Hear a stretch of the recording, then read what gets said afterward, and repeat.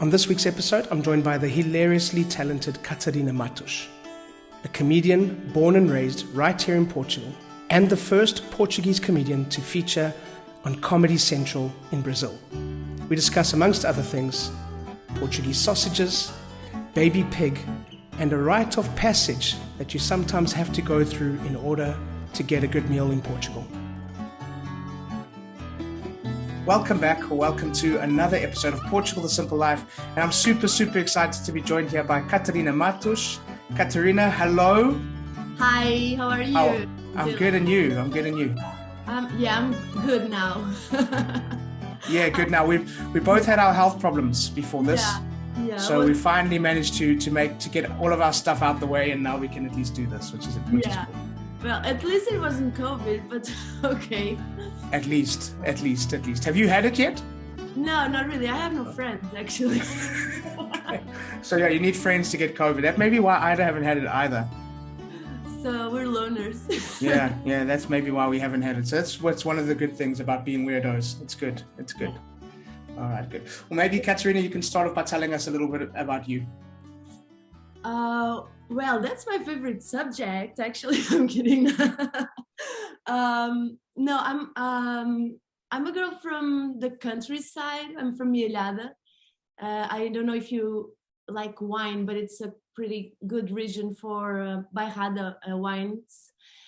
And why do I open with wine? I don't know. That says a lot about me. Okay. If you want, you can open some wine now and you can drink while we do this. You wouldn't be the first person on the podcast to have done it. So well, it's 8 o'clock somewhere in the planet, right? Exactly.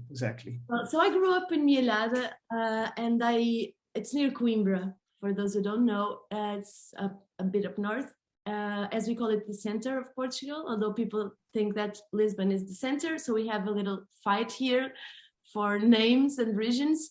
So what I did was I wanted to be a psychologist for some years. And then I came to Lisbon to study psychology in a great university. And my sister was living here too. So I was like, I want to go to live, not with my sister, but at least in the same city, because we're really close together. And what happened was I loved studying psychology, but I never practiced psychology. It's like a religion. I believe in it, but I never practiced it because it was more like an academical curiosity that I had.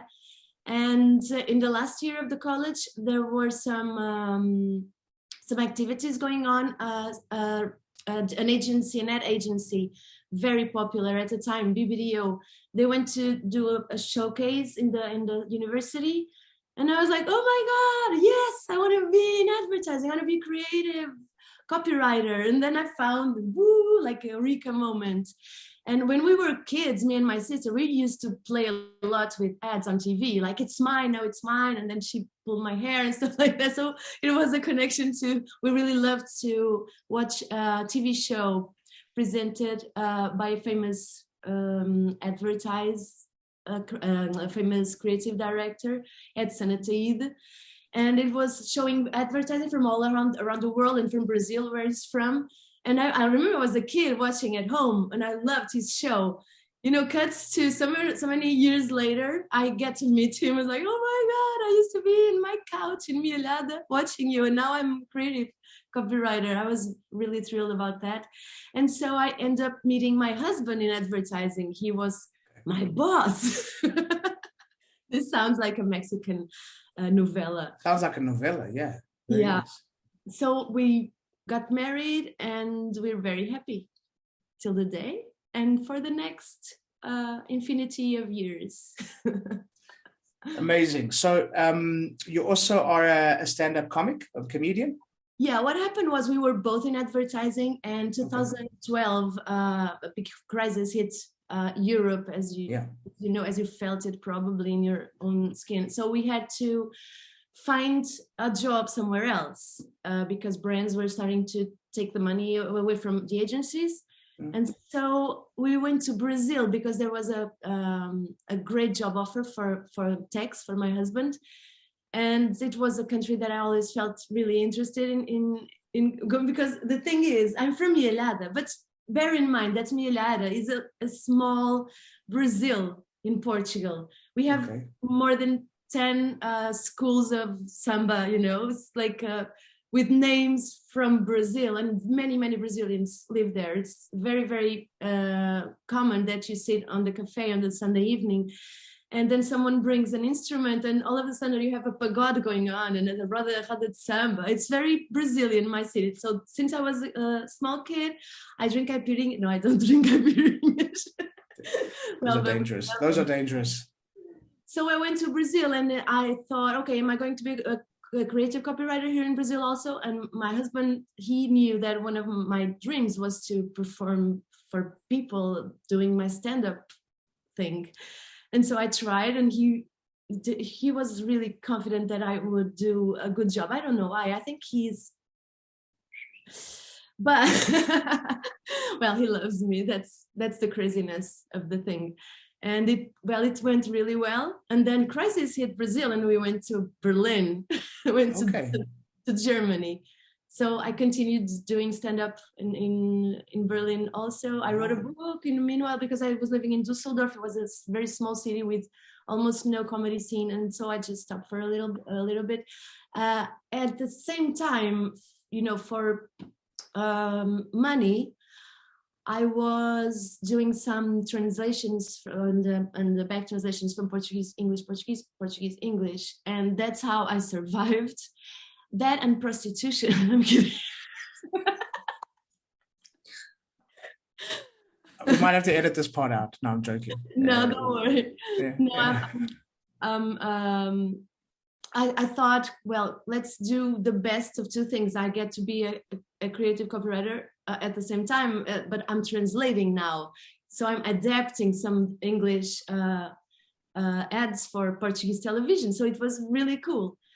And so we're back in Lisbon now, because things are a little bit better for advertising people. Yeah. And so here we are. Amazing. I was in Lisbon the other day. I drove past the new Havas building. That thing is impressive. I mean, that's like a whole village. I used to work there till the end of the year. You should go inside, because I'm not going to spoil it for you, but it's a really huge building. If you go in and then you look up, I'm not going to tell you what it is. It's mesmerizing. Okay. Yeah, we've had a guy called Ricardo Monteiro. He's actually from the Serra da Estrela region, and he was one of the big bosses of Havas back in the day. Yeah, and he's been on the podcast 4 times, I think. Oh, really? He's a cool guy. Yeah, he's a cool guy. My husband's gonna love it. They're like friends now. They work for so many years together. Wow, he does a regular episode called Proud of Portugal, and he's always on. So he's a regular guest. Amazing. Oh. What were the things you missed about Portugal? I mean, you went to Brazil, you went to Germany. What were some of the things that you missed about Portugal when you were there in those places? Cheap wine. Wine is really on the top of my list, isn't it? It's come up a few times. We'll see how many more times. It's twice now, so I'm counting. I'm going to get a bottle in a while. I think you should. Well, the thing is, you can buy very good wine from €1. You don't have that. I don't think you have that anywhere else. I don't know, but... If you want to live afterwards to tell the tale. Yeah. I missed cheap wine, but I didn't miss wine because I had wine everywhere, of course. I missed some stupid thing. I'm really embarrassed to say this, but those Frankfurt sausages, Isidoro, they're really not good, not healthy, the ones in the can. Yeah, the ones in the can. But you get such good sausages in Germany. Why would you miss those? Too sausagey. I don't know. I like the awful ones, the plastic ones. They could be made of plastic. Okay, so you preferred the sausages that you don't know what was in them than the ones that you did know was in them. I don't want to get together with their story. I just want to eat them. Well, so the thing, I missed that, and caldo verde also, of course. And actually, my husband and I we were stopped at the airport because I think they thought that we were carrying some marijuana, and it was caldo verde, It can look like it. Yeah, it's like this green leafy stuff. So for people that are listening, caldo verde is a soup and it's like a soup with a green. It's caldo verde is a green, like a leafy thing that we cut, and it's green, and it kind of looks. If it's dry, it can look like marijuana actually, and it's got sausages in it as well, chorizo. Yeah, right? chorizo. Yeah. Okay, so you missed wine, you missed the bad sausages, the smaller sausages, funnily enough, and then the caldo verde. Yeah. Is that all? Yeah, I think I'm quite good at turning on and off things that are bothering me, you know, like a good psychology student that I am. I like to sweep it under the rug. You shouldn't do that, by the way. That's why you never became a psychologist. That's why you became a comedian instead. I would be an awful psychologist. People will sit down and tell me their problems, like, okay, open this bottle of wine for me, please. Let's talk about it. No, but the thing is, or maybe that's the way. Maybe that's what psychology is missing. Yeah, drink a shot, man. Exactly. Stop complaining and drink that wine over there. Come on.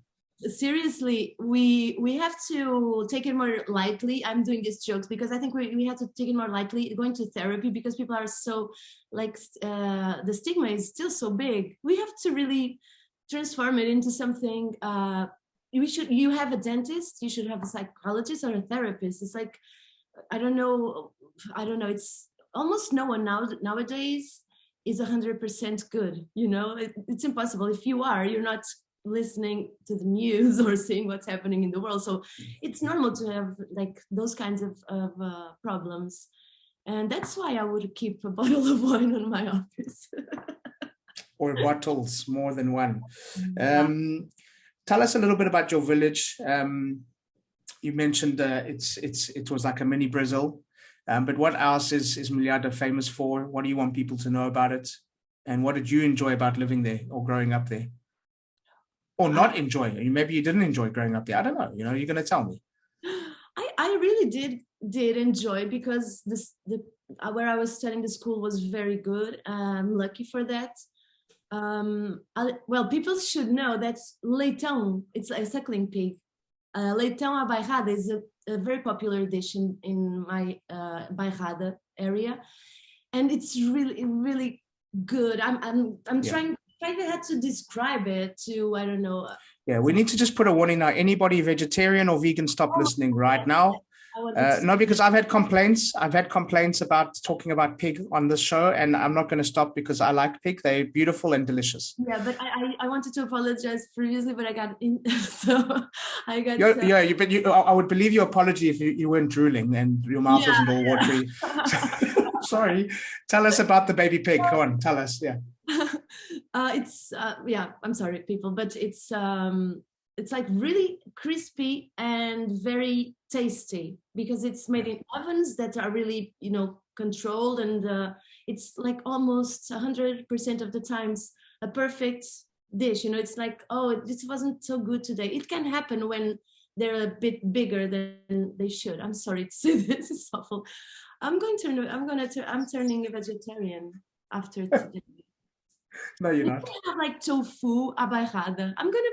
Let's do that. You know? Do you think that would work even? Like tofu, like what's it? Leitão tofu? Do you think that could be a real thing? I think it could. With the pepper sauce, maybe? Maybe I'm going to be rich after.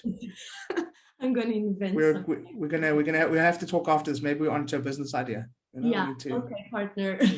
Yeah. But the thing is, in Milhada, it's a very small city, and it's near beaches, like 15-20 minutes from Figueira da Foz, Aveiro, you know, gorgeous places to go if you're not cold, because those beaches are really cold. Oh God, yeah. And windy.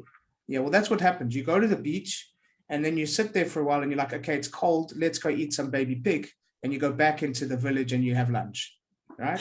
Yeah, basically is that, yeah. And then you just spend the afternoon there. Because I mean, I've been to Milhada, and yeah, basically it's just like a road full of leitão restaurants. Yeah, it is. It's like Is it more than that? Is it like Las Vegas, like instead of strip joints, it's leitão restaurants? Yeah, it's pretty much like that. And during February, it's winter, and people are parading in the streets during Carnival, and they're wearing nothing but a bikini, and they're purple with the cold, but they don't give up. And, you know, like the cold is something that you forget by drinking, you know, like the coat is, I had a friend that said, the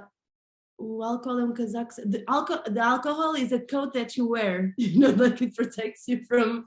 So it's very happy, a very nice time of the year, especially because I'm comfortable in my sweater and even in my pajamas, because I can see the parade from my balcony. It's very cool.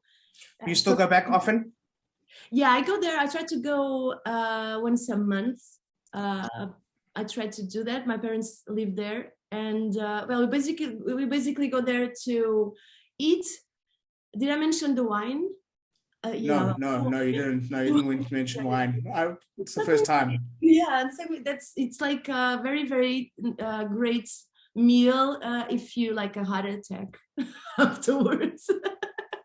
No, it's not that bad. It's very lean, actually. Yeah, well, it depends. You can't have it every single day, or you can. The people in your village have it probably. Yeah. What is that? The only thing it's famous for or well known for, Milhada? Is it just the leitão, or there's other things in the carnival, in the Brazilian carnival? The carnival, the wine. Impressive, actually, like 10 schools and all the cars, and it's like a mini Rio de Janeiro. And what else? Yeah, that's basically it. And we have we have the Busaco mountain. Ah, beautiful. Yeah, really nice.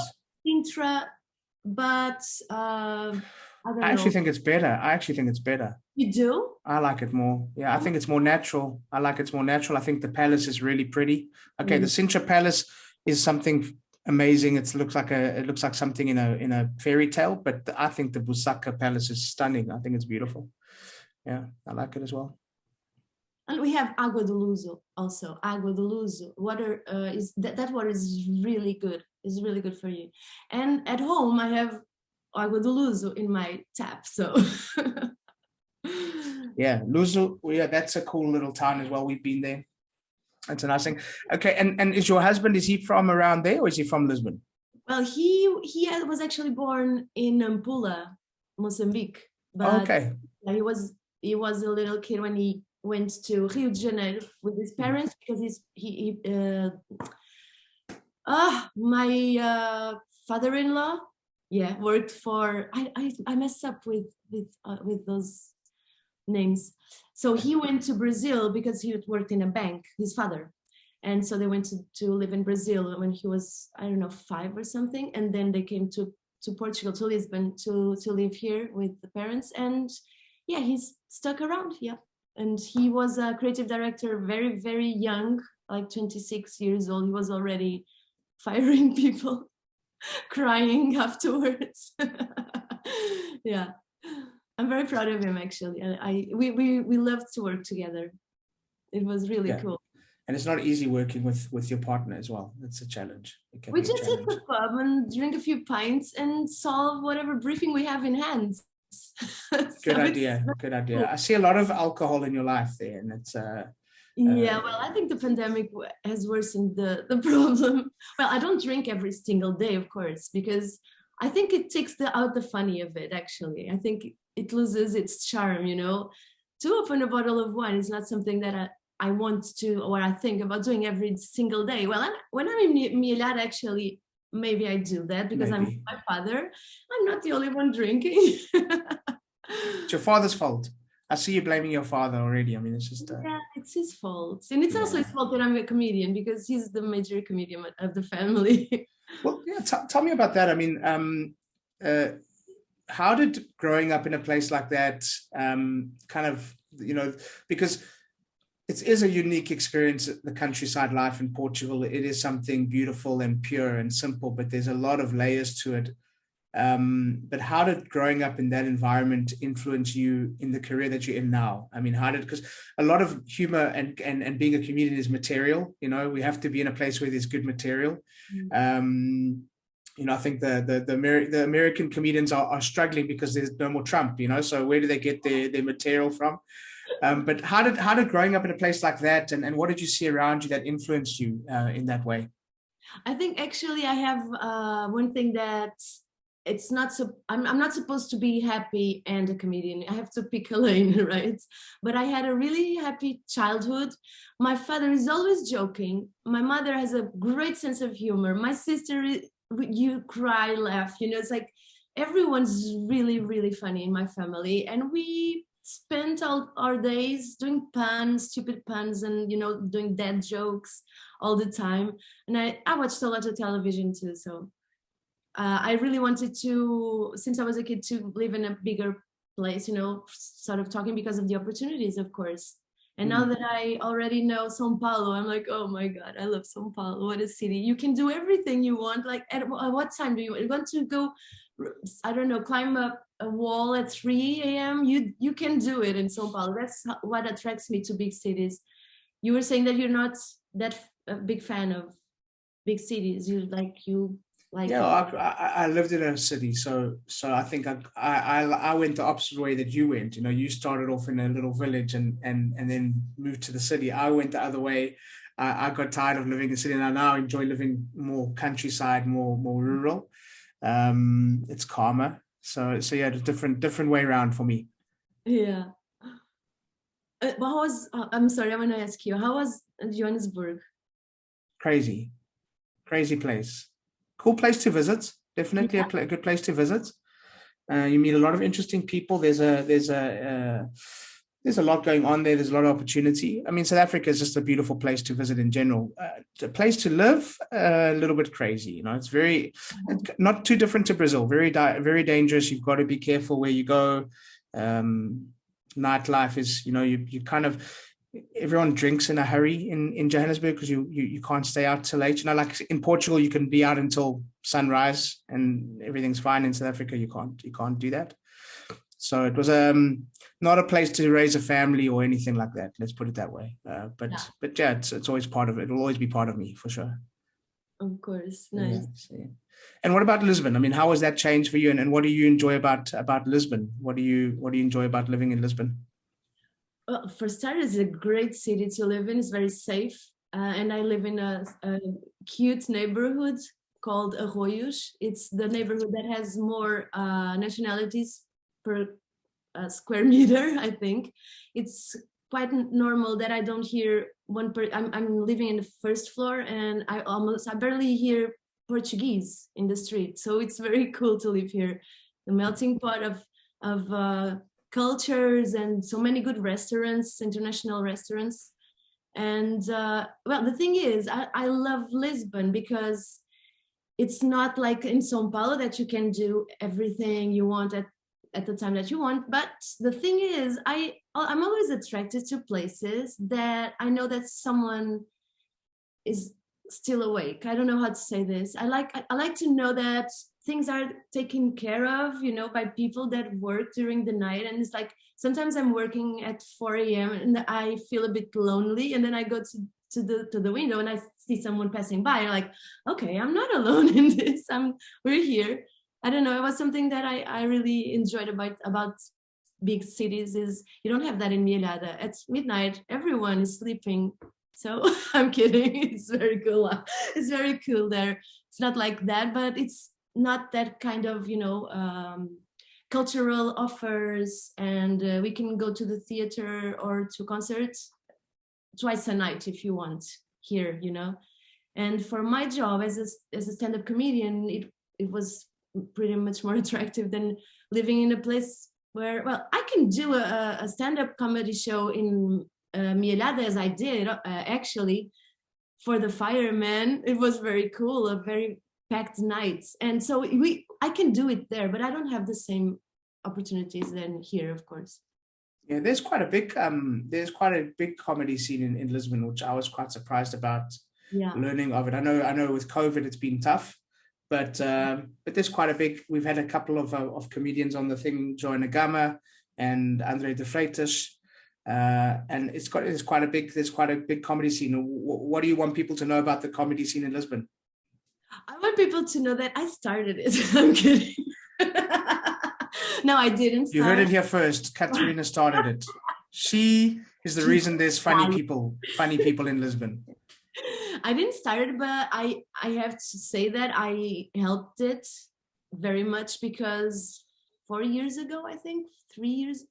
Yeah, 4 years ago, I started a weekly night in Cais do Sodré. Okay. And that was a very successful, those were very successful events, you know, packed all the time. And at the same time, I was doing I was selecting the comedians that it was open mic mostly, and then one big name in the end. But the thing is, when people applied to go there, like I say applied because people send me the texts, the material, and I get to help them a little bit. It's something that I really like to do. I should be paid to do that, but I do it for free. I'm a sucker. But so basically what I was doing, I was helping people starting, you know, in the comedy scene. It's very nice. So many years afterwards, to see that they were improved a lot. You know, it's like, oh my God, I was there when it happened. You know, it's very cool to see people becoming better and better. And so now that we have a comedy club in Lisbon, I haven't been there, but I have my picture there in the wall. So is it like is there a picture on the wall and they're like, look, we've got a picture of her here, but she's not allowed on the stage. Is that how it works? What's happening? Why haven't you been? Well, the thing is, I don't want to catch COVID. That's the first thing. So I'm like very at home, very much at home. I know it's like I really don't want to catch it, and it was for me. It would be very stupid to catch it in a stand-up comedy show because it'd be pretty ironic. It'd be the best way to do it. I mean, it would just be a good reason to get it. It is, yeah, it is. Yeah. But the thing is, I'm thinking about other projects right now, and I'm not that in love with stand-up comedy right now. But it's just, you know, it's a phase. I know I know how I am, you know. So right now I'm more towards television because I have a small project coming up and a TV show, a talk show where I'm the host, and I'm really excited about it. I wish I could talk about it more, but the thing is, it's going to be very funny. And I was also writing a theater play, but I didn't quite finish it. But it's near the end. So can we help you? Can we help you finish it? What is it about? It's a crime. It's actually a tragic comedy, if you want. You know, it's like, well, the story is a bit complicated. There's a murder. That's it. And we only find out at the end who did it, right? Yeah. Yeah. Okay, so we won't do any spoilers. Yeah. But that's good. Why? Well, here's a random question. Are Portuguese people funny? I don't think so. Not in their roots, you know, because I think we have a thing to be sad, you know, like we take pleasure in being sad. I don't know. This is cultural, and I can't talk for every Portuguese people, of course. But, you know, if you think about it, what happened here in this country, Dom Sebastião, he died when he was like 14 or something. That's really sad. Fernando Pessoa was antisocial, heavy drinker. He was like an awesome writer. He didn't want to leave. He didn't like leaving his apartment. Yeah, he was drinking absinto all the time. What else? Cristiano Ronaldo never left once. No, I don't think that we have like the joy and the happiness and the wit even to talk about things that, for instance, Brazil has. You know what I mean? It's like they're pretty much doing jokes while telling people they went to the cafe to buy bread. You know, like they can do a funny story out of almost nothing. You know, we don't have that in us. We have other things that I don't think we are that funny actually, but I think we are funny, UK funny. And Brazil is America funny, you know what I mean? Okay. We have a little bit of a parallel here. Okay. How would you describe UK funny? Is it more like laughing at ourselves as opposed to creating jokes? Yeah, like more sometimes deadpan even, and self-deprecating humor, and it doesn't come necessarily from a funny place, you know. We don't sometimes we don't take out the funniness in the situation as the Americans and the Brazilians do. I think I'm doing a generalization here a little bit, but sure, you know what I mean. we're a little bit more uptight, to say this. Brazilian comedians, you likely see a comedian shouting on stage and being energetic, and not in Portugal. We're here with my microphone and a little bit more low key, I'd say. You were the first Portuguese comedian to be on Comedy Central Brazil, right? Yes. That was awesome. So is that when you met that guy that you spoke about? Yeah, I lie a lot, so I have to, put my story straight. No, I'm kidding. The thing is, I really admire a Brazilian comedian called Daniel Duncan. And when I knew that we were going to Brazil, I had already a ticket plane to go to escape the crisis in Portugal. And I sent him an email in the week before, and with my bits, like 5 minutes. I never did comedy in my life before, so I just studied a little bit on my own, and then I put 5 minutes together about being Portuguese and living in Brazil.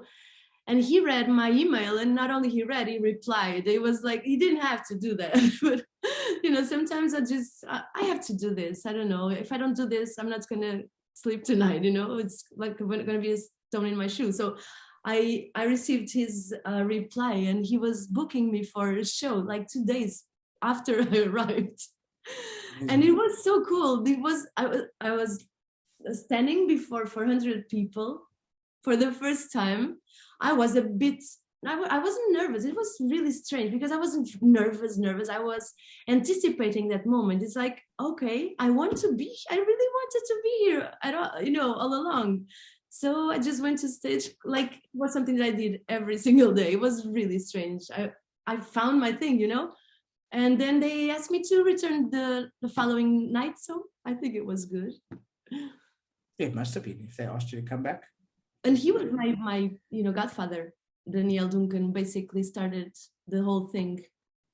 So if you want to complain to Daniel Duncan. I'm thinking about it. I've got a note here, and I'll consider it. I'll have to think about it. We've spoken about a couple of things here about Portugal, and you mentioned a few things that I think they seem to come up a lot of times on the podcast about Portuguese resilience and how we manage to find a way to improve our situation, to get ourselves out of problems. You mentioned that in 2012 things were quite tough, so you moved and you worked and you managed to get yourself back on your feet, kind of thing. And you see examples of this so much in this country. What are some of the things? I think Portuguese people are quite funny. I think they don't take themselves very seriously, which is cool. We know how to laugh at ourselves in Portugal, which I love. But what are some of the things you want people to know about Portugal and Portuguese people? What would you like people to know? Well, I'm actually very proud of Portugal. It's like we have the most beautiful, not in the world, but we have beautiful beaches. Like what the Spanish director called de patada, this expression, de patada, you just kick the camera and everywhere it will stop. It's beautiful. We have de patada beaches. So it's like, it's amazing. And the food is like something that you cannot stress enough. The food here is awesome in a level that you find yourself having dinner discussing what you're going to eat the next day. So you're eating, and you experienced that already. We're eating and talking about food. I married a Portuguese woman, and it was a shock for me. We'd be sitting having lunch, and we'd already start talking what we're going to have for dinner. And I'd be like, wow, yeah, it's crazy. And now it's just a normal part of my life, so it's okay. Yeah, the food is amazing. It's true. And we're Spain with an ocean view, basically. We got the ocean view. We have Spain in our backyard. It's a beautiful country also. And well, I think that if people don't come here and they just listen to people saying it's really good, we should believe in our peers, and it's really a cool country. And the thing is that I think it's very important. It's security nowadays, because people really want to enjoy themselves while on vacations or working or traveling. And even in the worst places of Lisbon, it's not the worst place, you know what I mean? It's like, it's really, of course, violence, and because there's people around, so where's people, there can be problems. But the thing is, it's not like people are shooting each other or carrying knives, or, you know, we're safe here. We're so safe in this small rectangle, and we're near many places. Like when I was living in Germany, I was in Düsseldorf, and I could travel to Eindhoven, and you know, like we could go Belgium, we could go around a lot, and you can do it here in Lisbon also. For sure. What do you want people to know about what do you want people to know about Portuguese people? What do you think they should know about before they come and visit, before they start interacting with us? What do you want people to know about Portuguese people? We have something, how do I say this? We have some people in Portugal, they have a way of showing you that they like you by being a bit rude. Okay. Some people do that. And that's, for us, for some people can, I don't know, seem like it's being, you know, it's so rude. Or why is it? But this is some people showing they're friendly. That's really strange. And give us an example. How would that happen practically? Maybe in restaurants is a bit notorious, that thing, because the waiters, they're making jokes all the time, but they're doing like this. So it sounds like, but they're joking, you know, they're doing like dad jokes and stuff like that, and puns, and do you want it? You don't want it anymore, you know, things like that. But at the same time, they're like your best friends, and they put a hand on the shoulder. So, buddy, you want to pay? Stuff like that. But if you don't really see the difference between like, and he's being really funny, it sounds like he's complaining. And some restaurants are famous for mistreating the clients. Yeah, you go there to be yelled at. Yeah. Yeah. Actually, mostly in the countryside. It's not actually the city restaurants where that happens. It's the countryside restaurants where you go to a place and the guy's saying really nice things, like sit down, eat, or you can't leave without eating, but he's yelling at you. So you're like, I'm so confused. He's saying nice things, but he's saying it in a mean way. What do I do? What do I do? That was my first experience. I was like, I don't know what to do. Yeah. Well, you have some very Portuguese restaurants that if you want to eat a proper Portuguese meal, you have to be a little bit humiliated first. Like, it's like Dolly Parton said, if you want the rainbow, you have to put up with the rainbow. It's like a rite of passage. Like, you need to be yelled at and mistreated before you get the delicious food. Yeah. It doesn't taste the same if you're not insulted, actually. We need to try this. It's a different type of Portuguese hospitality. Very much so. Amazing. I think, sorry, just to say another thing. Many Portuguese people were like me, living outside, and some of them are returning now too. So I think that people my age are a little bit different, like traveled, like they had a little bit of world going on in their heads, and I think that changes people a lot. So it's hard to say like, oh, the average person my age is like this or like that, because it depends very much and we're broadening our horizons, like we are, you know, forced to do it. But what do you think brings people back? I mean, I know times change and things get a bit better, and Portugal for a while now sort of economically has been getting better, and there's opportunities. But what do you think in the essence in like that people miss that brings them back and brings them back home? I think I must say family, because we have really, you know, tight bonds with our families culturally. Some people want to live with their parents because they want to be nearby. It's like it's not something that we used to make fun of. Oh, he's still living with his parents. Like, what? If I could, I would like live with my family all around me, you know. And I think when people want to even form a new family, it's a good place to raise kids, as you know, right? Yeah, totally. Yeah. So I think it's family and safety, I think. Yeah.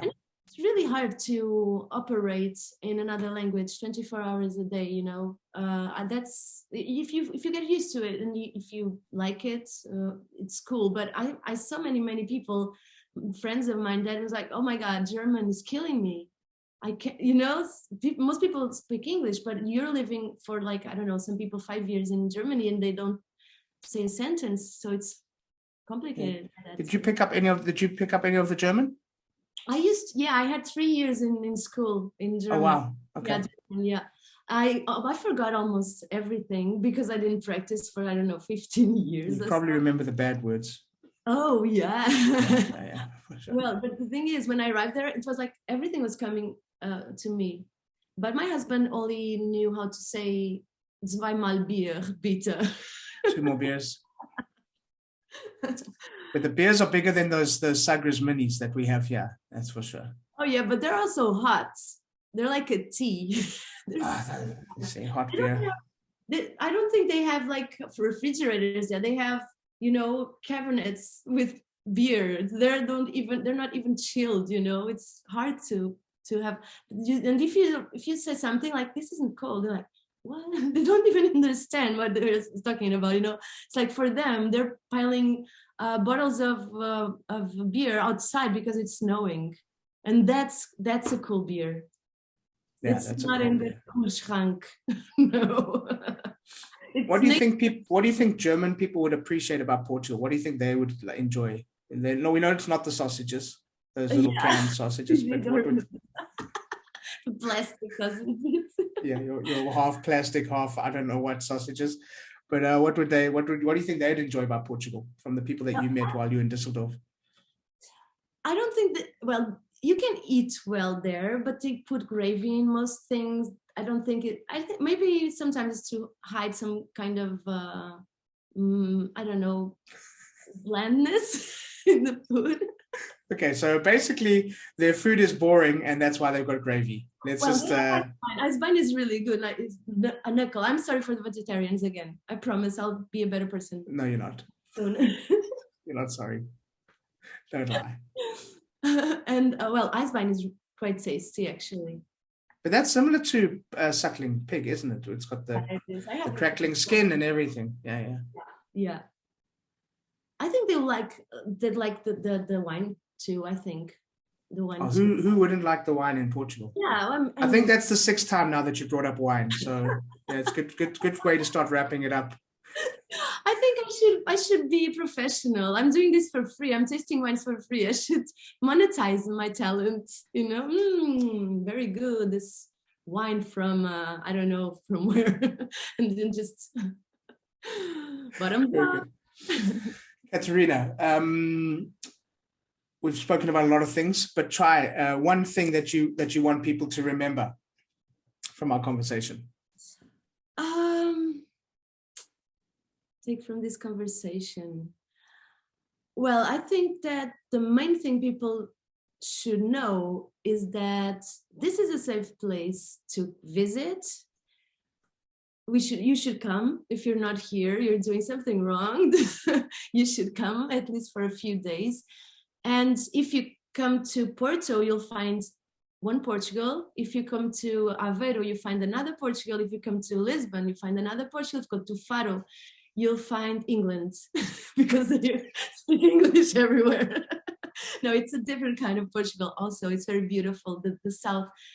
And that's why so many people, it looks like I'm doing advertising, come to Portugal. That's why so many people retire and come to Algarve to live and Alentejo, because it's a great place to be. You eat well, you drink better. People are crazy. You know, it's like hospitality is crazy here. Even though sometimes they're mumbling some things that you don't understand, they like you, they want you to come back. And that's it. And go see my comedy shows. Exactly. Well, that's my next question. How can people follow you online, be kept up to date with your next projects? Because you've got something coming up that's going to be awesome. Yeah. So how can people follow you? Well, I'm quite active on Twitter. Okay.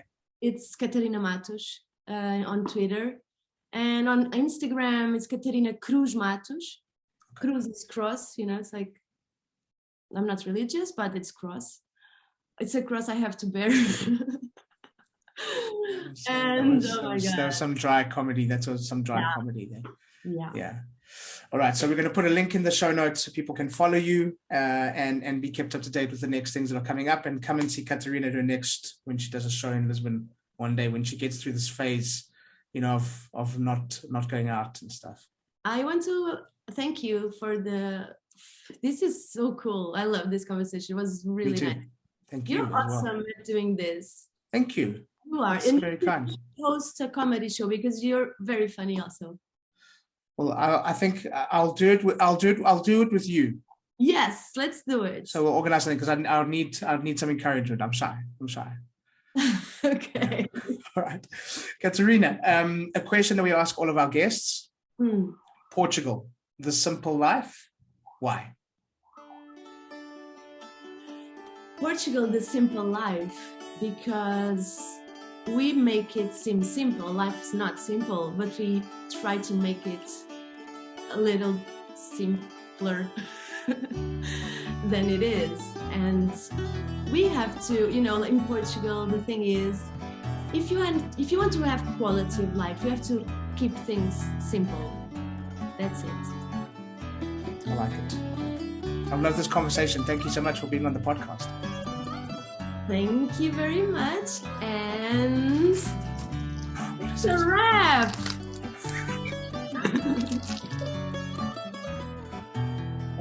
That's so good. Did anyone do this before? No, I'm the first. No, you're the first one. Okay. Very good. Thank you, Dylan. So thank you once again to Catarina, and thank you to all of you for listening. Please subscribe, share with your friends, give us a thumbs up, and please leave a comment or a review. We'd love to hear from you. And we'll be back next week with a brand new episode. And as we say in Portugal, abraço. Welcome to the simple life.